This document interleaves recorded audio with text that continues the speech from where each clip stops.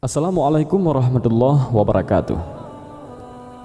Pernahkah muncul sebuah pertanyaan, mengapa kita selalu menyebut nama Nabi Ibrahim dalam tahiyat? Mengapa bukan nabi-nabi yang lain?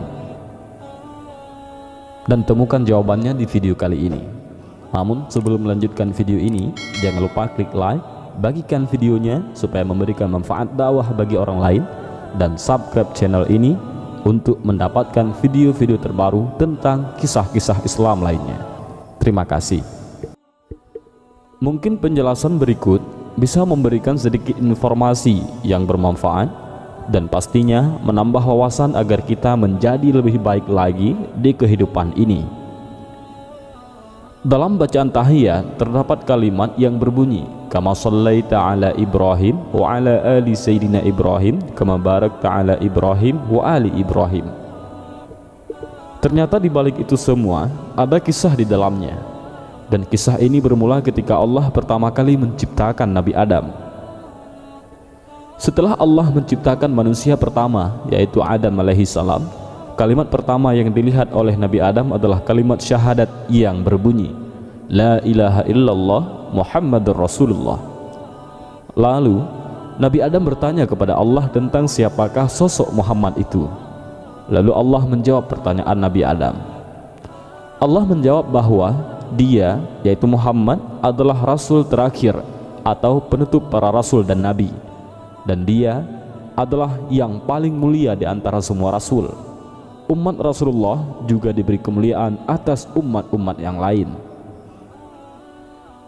Dikisahkan bahwa Nabi Adam alaihissalam pernah berkata, sesungguhnya Allah memberi 4 macam kemuliaan kepada umat Nabi Muhammad SAW yang tidak diberikan kepadaku. Pertama, penerimaan taubatku di Mekah, sedangkan umat Muhammad boleh bertaubat dimanapun.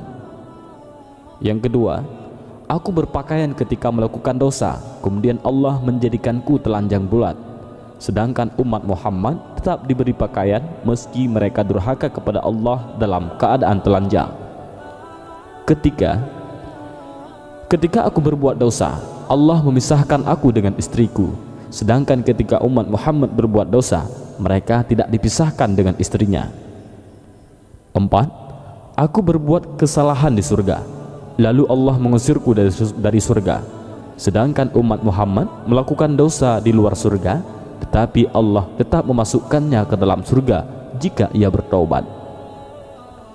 Kemudian Nabi Adam alaihissalam memohon kepada Allah supaya ia diberi anugerah oleh Allah, yaitu cukup ingin menjadi umat Muhammad sallallahu alaihi wasallam. Namun Allah menolak permintaan Adam.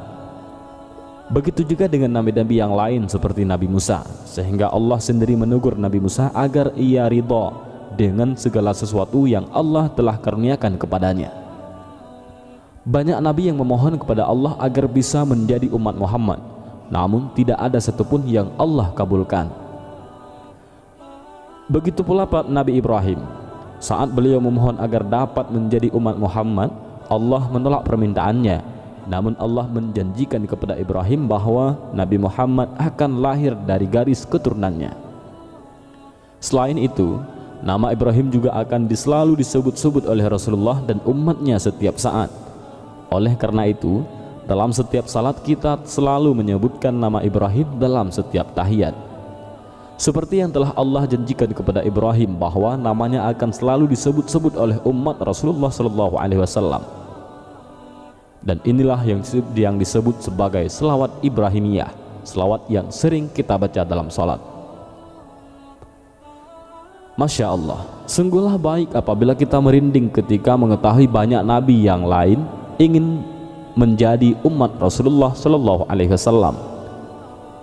Dan betapa beruntungnya kita yang telah termasuk ke dalam salah satunya tanpa harus meminta ataupun memohon kepada Allah.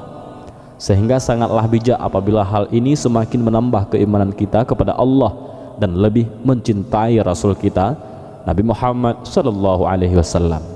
Wallahu a'lam bissawab.